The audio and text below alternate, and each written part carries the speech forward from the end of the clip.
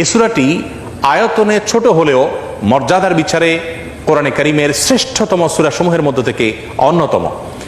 নবী করিম সাল্লাল্লাহু আলাইহি সাল্লাম এক হাদিসে বলেছেন, ইন্নাহা লাতা'দিলু সুলসাল কোরআন, নিশ্চয়ই সূরা ইখলাস এটি মর্যাদার বিচারে এবং সওয়াবের দিক থেকে কোরআন কারীমের 1/3 বা 1/3 সমতুল্য। বুখারীর এক বর্ণনা থেকে বোঝা যায় নবী সাল্লাল্লাহু আলাইহি সাল্লাম সূরা ইখলাস একবার পাঠ করলে কোরআন কারীমের 1/3 তেলাওয়াত করার সমান সওয়াব পাওয়া যাবে, সেটি বলেছেন।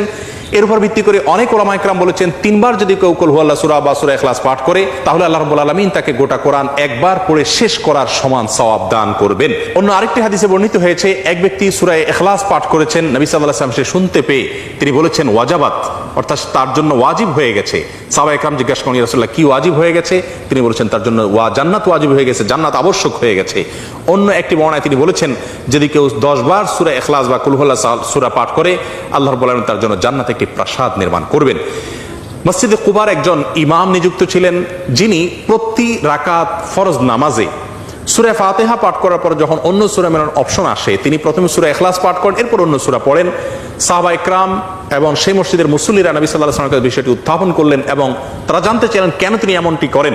সূরা ইখলাস এটি তো প্রত্যেক রাকাতে পড়াটা বাধ্যতামূলক নয়, সূরা ফাতিহার পর তিনি নিয়মিত এটি কেন করেন? সেই ইমামকে ডেকে নবী সাল্লাল্লাহু আলাইহি ওয়াসাল্লাম জিজ্ঞাসা করলেন এর কারণ সম্পর্কে। তখন তিনি বলেন, ইয়া রাসূলুল্লাহ, আমি সূরাটাকে